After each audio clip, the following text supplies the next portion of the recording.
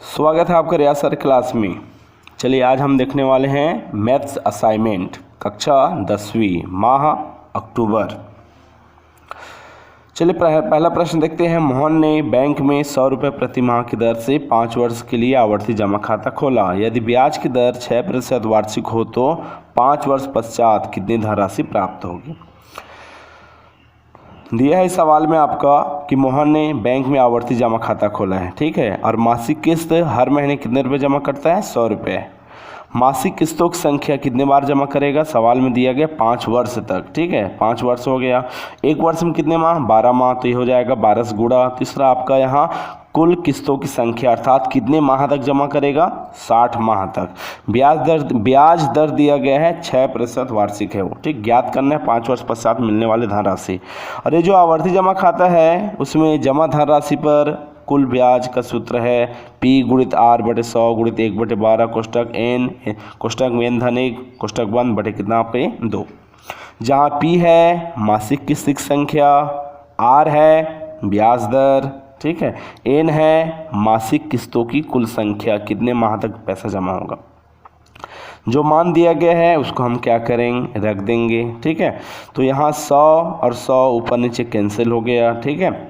और ये 6 एकम 6 दूनी 12, तो यहाँ नीचे में 2 मिल गया। ऊपर 1 गुणित 1 एकम 1 हो गया, नीचे 2 का 2 गुणित का गुणित, यहाँ आपको देखिए 2 से कटा देंगे, 2 एकम 2 हो जाएगा, ठीक है। 2 तिया 6 शून्य का 0, तो ये 30 हो गया। और यहाँ जस्ट बगल में है 60 धन 1, तो 60 और 1 61, ठीक है। तो यहाँ 61 गुणित 30 करेंगे तो आ जाएगा 1830, ठीक है। और यहाँ 1/2 है, तो जैसे बीच में गुणा का चिन्ह है तो ऊपर का ऊपर गुणा, ठीक है। तो यहाँ ऊपर का गुणा हो गया, नीचे का नीचे, तो इस तरह 1830 भागित कितना करेंगे 2, तो हमें कुल ब्याज प्राप्त हुआ है 915।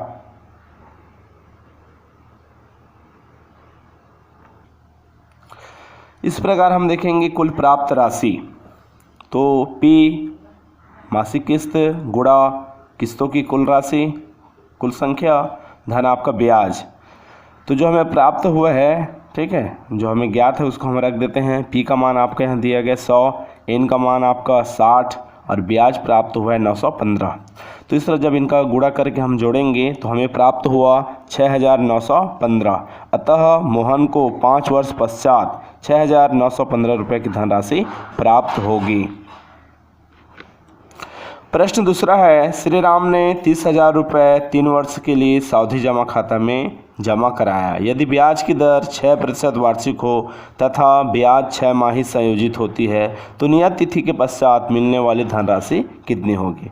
तो दिया गया है कि आपका श्री राम ने सावधि जमा खाता खोला है और ये जो मूलधन है आपका जमा किए हैं वो 30,000 रुपये है। समय आपका 3 वर्ष है और दर दिया गया है 6%। ज्ञात करना है नियत तिथि अर्थात परिपक्वता, जब समय कंप्लीट हो जाए तो उसके पश्चात मिलने वाली धनराशि कितनी है। प्रश्नानुसार सवाल में बोला गया है कि ब्याज की गणना 6 माही संयोजित की जाती है और हम सभी जानते हैं कि जब ब्याज की गणना 6 माही संयोजित की जाती है तब हम समय का दोगुना लेते हैं और ब्याज का क्या लेते हैं, आधा, ठीक है।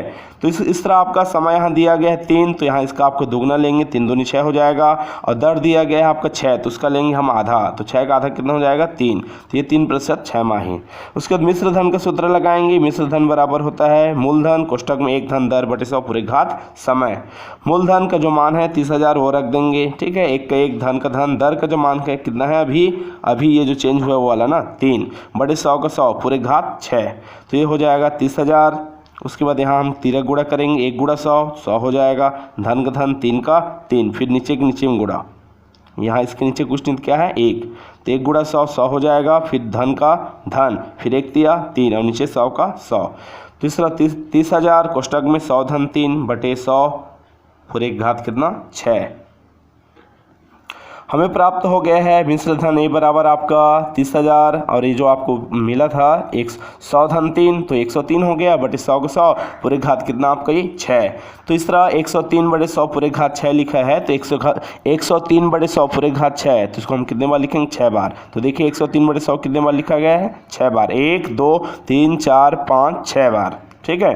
तो इसके बाद आपका जो शून्य कट रहा है ऊपर नीचे काट दिए, ठीक है, 1 2 3 4 शून्य, तो इधर ऊपर नीचे ये वाला इससे कट गया, ये वाला बगल वाला इससे, ठीक है, इस तरह शून्य क्या कर दिया गया, काट दिया गया है। अब जो बचा है ऊपर में क्या बचा है 3, उसके बाद 103 103 103 103 103 103 कितने बार 6 बार, और नीचे में आपके यहाँ देखिए यहाँ शून्य ये कट गया है ना, तो यहाँ क्या बच गया है आपका 100 100 100 और 100 4 बार।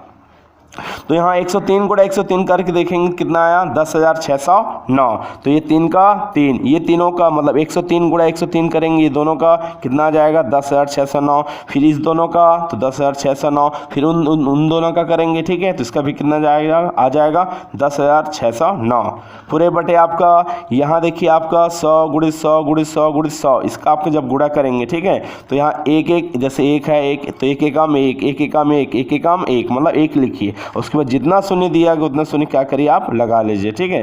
तो इस तरह हमें ये प्राप्त होगा। और ऊपर वाले का फिर इसका देखिए 10,609 गुणित कितना करेंगे 3, तो ये प्राप्त हुआ, और ये दोनों गुणा किए तो इतना, और उसके बाद दोनों का फिर से गुणा होगा, उसके बाद हमें आपका इतना प्राप्त हुआ है, नीचे शून्य का शून्य। जब दशमलव रूप में लिखेंगे, ठीक है, दशमलव रूप में लिखेंगे तो देखिए कितने शून्य हैं 1 2 3 4 5 6 7 8 शून्य लगा है। अतः हम क्या करेंगे ऊपर वाली संख्या को लिख कर बाईं ओर, कौन सी ओर, बाईं ओर, इधर को आपका ये दाईं ओर है, इस पर वाला जाएंगे तो, लेकिन इधर वाला है बाईं ओर है, तो इधर से हम क्या करेंगे बाईं ओर 8 1 2 3 4 5 6 7 8 अंक के बाद क्या लगा देंगे दशमलव, ये हो गया। अब इस दशमलव के बाद संख्या ज़्यादा है उसको हम कम करेंगे, ठीक है, और हम ये जानते हैं उसको कम कर रहे हैं, और हम जानते हैं यदि आपको जिस अंक को छोड़ रहे हैं, ठीक है, यदि वो 5 या 5 से बड़ा है तो उसको हटा करके हम क्या कर सकते हैं पहले में एक जोड़ सकते हैं। तो ये 8 वाला हट गया, सामने में एक जोड़ा है, तो 6 और 1 कितना बन गया 7। तो इस तरह आपका श्री राम को नियत तिथि के पश्चात जो मिलने वाली वो धनराशि है वो 35,821.57 रुपए की धनराशि क्या होगी प्राप्त होगी। चलिए देखते हैं अगला प्रश्न है तीसरा, समीकरण हल कीजिए। ये आपका त्रिकोणमिति समीकरण है, ठीक है, इसमें आपका हल करके हम थीटा का मान ज्ञात करते हैं। सवाल है कॉस थीटा बटे 1 ऋण साइन थीटा धन कॉस थीटा बटे 1 धन साइन थीटा बराबर 4। ठीक है, ये समीकरण हल करना है ना, याद रखना, सिद्ध नहीं करना है, समीकरण हल करना है। तो दिए है बोलकर इस सवाल को लिख लेंगे। उसके बाद देखिए कॉस थीटा यहाँ पर भी है, कॉस थीटा यहाँ इस तरह आपके यहाँ देखेंगे अंश, अर्थात ऊपर वाला अंश नीचे वाला हर, तो ये जो ऊपर वाला है उसमें कॉस थीटा क्या है उभयनिष्ठ है। कॉस थीटा हम निकाल लिए, ठीक है, तो यहाँ कॉस थीटा के बगल में कुछ नहीं तो किसका गुणा हो रहा है 1 का, कॉस थीटा के बगल में कुछ नहीं किसका गुणा हो रहा है 1 का, चूंकि 1 का गुणा करने पर वो कॉस थीटा चेंज नहीं होगा। तो इस तरह हम कॉस थीटा जब उभयनिष्ठ निकाल लिए हैं तो वहाँ क्या बचेगा, उसके साथ साथ में 1 बचेगा यहाँ, ठीक है, कॉस थीटा निकल गया तो इस तरह आ गया 1/1 ऋण साइन थीटा धन, वहाँ आप कॉस थीटा निकला तो वहाँ भी क्या आ गया 1/1 धन साइन थीटा, कोष्टक बंद 4 का 4। अब इसके बाद देखिए धन है, हर बराबर है क्या, नीचे वाला नहीं, 1 ऋण साइन थीटा है, एक ऋण साइन थीटा है, दूसरे में एक धन साइन थीटा है, हर बराबर नहीं है, तिर्या गुणा करेंगे, ठीक है, तो इस 1 का गुणा इसमें, तो देखिए 1 का गुणा इसमें होने लगा, धन का धन, फिर 1 ऋण साइन थीटा गुणा ऊपर में तो इसका भी गुणा होने लगा, बटे पूरे 1 बटे नीचे गुणा नीचे में बराबर 4 का 4। उसके बाद देखेंगे आपका सर समीका, तो यहाँ देखिए नीचे में जो मिला है 1 ऋण साइन थीटा कोष्टक बंद 1 धन साइन थीटा, ये जो आपका सर समीका ए ऋण बी कोष्टक बंद गुणित ए धन बी कोष्टक बंद इसके तुल्य है, और इसके बराबर सूत्र होता है ए का वर्ग ऋण बी का वर्ग। तो यहाँ पहला वाला कौन सा आया, ए का मान तुलना से 1 और बी का मान क्या आया है साइन, तीसरा हो जाएगा पहले का वर्ग अर्थात 1 का वर्ग ऋण आपका बी मतलब ये बगल वाला साइन का वर्ग, ठीक है। ऊपर में देखिए ऊपर वाले का 1 गुणा करेंगे, 1 का गुणा करेंगे कोई फर्क नहीं पड़ेगा, वैसे को वैसी 1 का गुणा इसमें करेंगे कोई फर्क नहीं पड़ेगा, ठीक है। तो यहाँ साइन थीटा धन में आया और यहाँ साइन थीटा किस में है ऋण में, धन ऋण कारण क्या हो गया कैंसिल, तो 1 और 1 2 बन जाएगा, ठीक है। और नीचे जो दिया गया है वो सर समीका के अनुसार ढल गया, 1 का वर्ग ऋण साइन का वर्ग थीटा, ठीक है। तो अब देखिए सौर समीका जो आपका यहाँ हम जानते हैं साइन कॉट थीटा धन कॉस कॉट थीटा बराबर क्या होता है 1, क्या होता है 1। अब इसमें देखिए यहाँ नीचे में एक ऋण साइन अर्थात क्या हो रहा है 1 के साथ साइन वाला घट रहा है, ठीक है, तो साइन कॉट थीटा धन में तो वहाँ जाकर क्या हो जाएगा ऋण में, 1 ऋण साइन का वर्ग थीटा बराबर प्राप्त हो गया कॉस का वर्ग थीटा। तो इसी को हम 1 ऋण साइन थीटा को हटाकर क्या लिख सकेंगे कॉस का वर्ग थीटा। देखिए जो मान प्राप्त हुआ इसको आपका लिख दिया गया है, ठीक है। 1 ऋण साइन थीटा की जगह हम क्या कॉस स्क्वायर थीटा। अब देखिए यहाँ कॉस का वर्ग लगा है, मतलब कॉस को हम कितने बार लिख सकते हैं, 2 बार। कॉस थीटा गुणित कॉस थीटा, ऊपर नीचे क्या हो गया, कट गया। तो यहाँ देखिए आपका 1 बार, कुछ नहीं कितने बार, 1 बार। कॉस थीटा एकम कॉस थीटा, ऐसे तो पहाड़ा नहीं होता लेकिन फिर भी ठीक है। यहाँ एक बार में क्या हो गया, कट गया। तो 2 गुणित कितना, ये ऊपर में 1 का 1 और नीचे वाला कॉस थीटा 1 बच गया था, बराबर 4 का 4। और ये जो 1 बटे कॉस थीटा का जो मान होता है वो सेक थीटा होता है, ठीक है। तो यहाँ 1 बटे कॉस थीटा की जगह हम क्या लिख दिए, सेक थीटा। उसके बाद आपके यहाँ सेक थीटा के साथ क्या हो रहा है, 2 का गुणा, तो वहाँ जाकर क्या हो जाएगा, 2 का भाग हो जाएगा।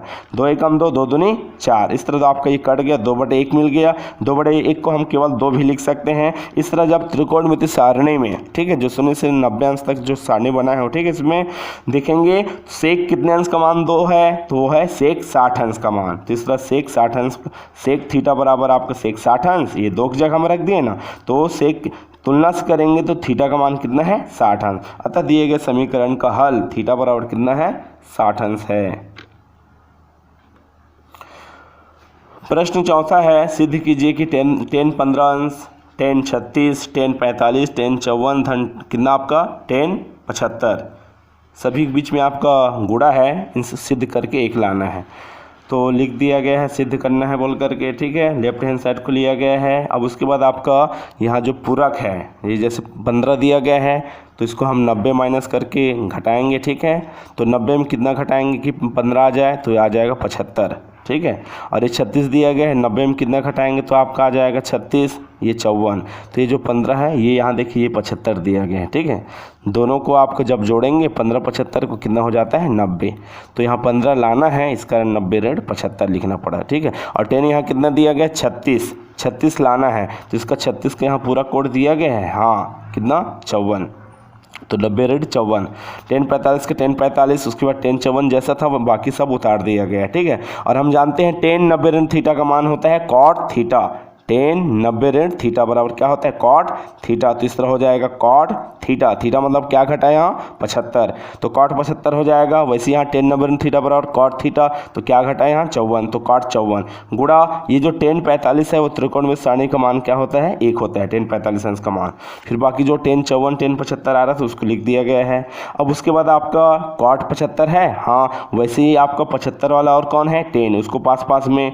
कॉट 54 वैसे आपका 10 54 है, इसको भी पास पास में ये लिख दिया गया है। उसके बाद आपका हम जानते हैं कि 10 थीटा बराबर क्या होता है, 1 बटे कॉट थीटा। 10 को हम चेंज करेंगे किसमें, कॉट में, तो कॉट 75 का कॉट 75, ये जो 10 75 दिया गया उसके जगह हम लिखेंगे हम 1 बटे कॉट 75, ठीक है।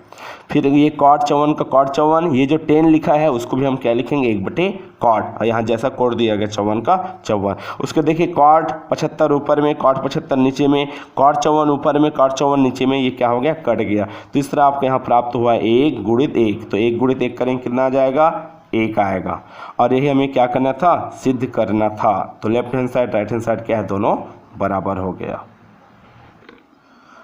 फिर अगला प्रश्न है, 5वां मान ज्ञात कीजिए, 10 का वर्ग थीटा कोष्टक में 1 धन कॉट का वर्ग थीटा। तो आपका हल 10 कॉट थीटा 1 धन कॉट थीटा। और हम जानते हैं सर्व समीकरण कि 1 धन कॉट थीटा बराबर क्या होता है, कॉसेक का वर्ग थीटा होता है। तो इस तरह हम 1 धन कॉट थीटा को हटाकर क्या लिखेंगे, कॉसेक का वर्ग थीटा।